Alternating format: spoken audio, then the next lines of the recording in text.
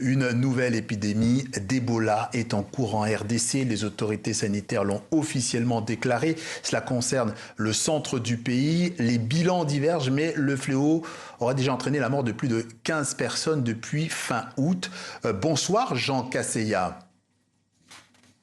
Bonsoir Patrice, merci de m'avoir. Vous êtes médecin, directeur général d'Africa CDC, Centre africain de contrôle et de prévention des maladies. C'est grosso modo l'agence de santé continentale. D'abord, quel est le dernier bilan? Quelles sont les dernières données dont vous disposez? Merci beaucoup. J'ai atterri à Kinshasa hier dès que le ministre m'a donné l'information de la confirmation du cas d'Ebola par les laboratoires nationaux. J'ai rencontré le ministre hier et aujourd'hui j'étais en réunion avec le ministre et tous les partenaires.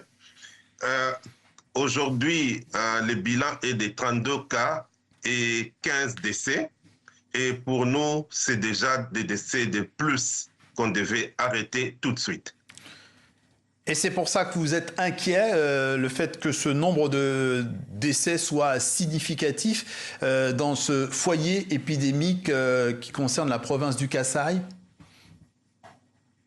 Il faut d'abord noter que depuis 1976, on a eu 40 épidémies d'Ebola, dont 16 en RDC, et dans cette même région, ça c'est la 3e épidémie. Donc ça nous inquiète au plus haut point. Et deuxièmement, c'est le virus qu'on appelle Zaïre, qui est le virus le plus virulent et le plus létal. Et troisièmement, nous savons que c'est une région qui est à la frontière avec un autre pays. Et donc, nous devons contenir cela, puisque si nous ne contenons pas, ça va aller dans d'autres pays. Je tiens à féliciter le gouvernement et le ministre de la Santé pour son leadership. Depuis que je suis là, j'ai constaté que les actions concrètes sont prises et ça me rassure un peu plus. Vous l'avez dit, 16e épidémie du genre enregistrée dans le pays, 3e dans cette zone. La stratégie, c'est laquelle? Parce que vous parlez de contenir cette épidémie. Comment fait-on?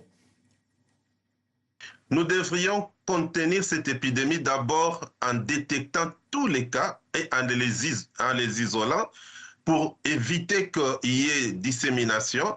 La deuxième approche, c'est que nous devons nous rassurer que la communauté a l'information et permet, sur base de la définition des cas, de notifier tous les cas qui sont suspects.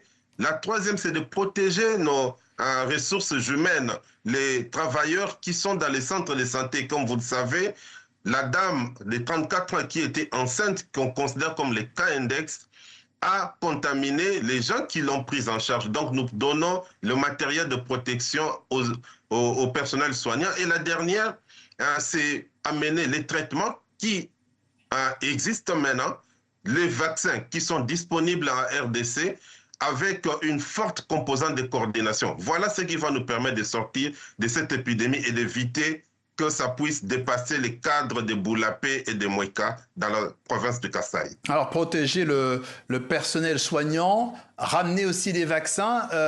Est-ce que vous avez ce qu'il faut? Est-ce que les vaccins, il y en a suffisamment?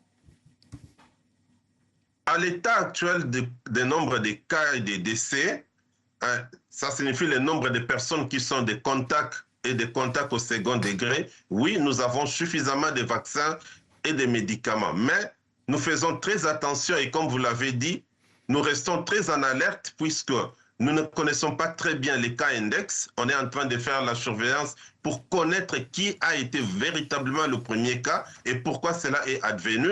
Si jamais le nombre de cas augmentait, nous allons trouver des solutions pour trouver des vaccins et des médicaments additionnels. Et je tiens à dire, actuellement, c'est le gouvernement de la RDC qui pilote, mais si l'épidémie dépasse la RDC et va dans d'autres pays, ce sera maintenant le mandat d'Africa CDC qui pilotera maintenant la réponse. Donc il faut espérer qu'on n'en arrive pas là. Le docteur Jean Kaseya, directeur général d'Africa CDC, Centre africain de contrôle et de prévention des maladies. Merci d'être passé par le journal Afrique de TV5 Monde.